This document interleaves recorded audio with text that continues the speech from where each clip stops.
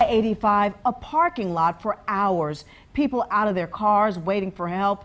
Even one woman there holding a baby. Frustrated drivers, some of them going the wrong way on entrance ramps trying to get out of it. People out of their cars, walking along the road, even stretching on a road that should be filled with speeding cars. And now take a look at this morning. Our cameras captured this man, a man walking on top of the Jersey wall. You see him right there, using it as a balance beam. Thanks for joining us. I'm Erica Bryant. And I'm Scott Wickersham. After that crash in the southbound lanes on I-85 in Rowan County brought cars to a standstill this morning, the same drivers were stuck on their way home this afternoon. Chopper 9 Sky Zoom flew over the same spot this afternoon where a minor crash caused another hours-long backup. Eyewitness News reporter Deshaun Brown is next to that road tonight. Deshaun, these were not backups due to serious crashes, but it still took the crews hours to clear those roads.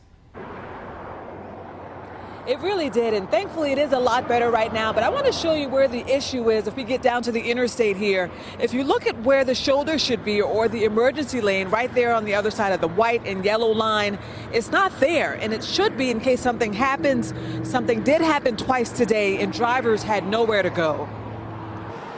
In a perfect world, traffic should move like this.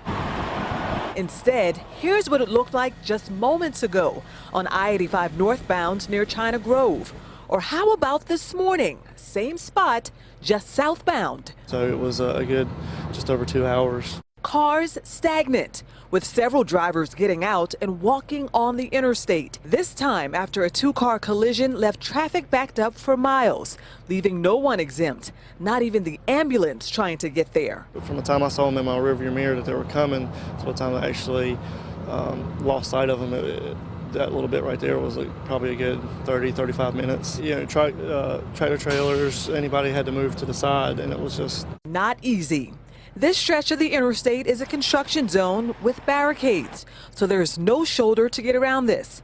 I went to the county's director for emergency services, which includes EMS, and asked him, what do you do? What we really need to do is depend on the drivers to do their best to move over the best they can. Chief Chris Solis says when DOT presented its construction plan to first responders, they included an exit route. The Department of Transportation has done a good job with providing some exit paths through the construction barricades. Sometimes the accidents happen in between those, though. Like both wrecks today. Yeah, you just sit and wait. Wasn't expecting it, so nothing you could really do.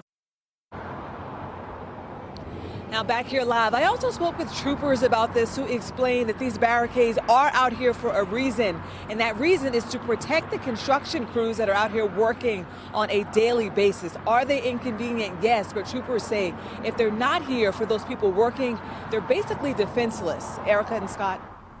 All right, Deshaun, thank you. As she mentioned, drivers have been dealing with this construction zone and the issues for years. Traffic Team 9's Mark Taylor breaks down the project and when those barriers might finally be taken up. So the I-85 widening project has been going on since 2015. This is a $300 million project that's been causing problems for drivers and commuters heading into Cabarrus and Rowan County, where it's broken down in two sections. So I want to kind of go through a timeline of where we've been and where we're going. Construction began in the spring of 2015 in that stretch of I-85 between NC 73 and where that accident occurred just north of Lane Street earlier this morning. Now, the second section went further north on up from the Cabarrus-Rowan line near Moose Road all the way up towards the old 29601 connector north of Highway 152. This began in the fall of 2016, and the completion date for the widening project is going to be the summer of 2020.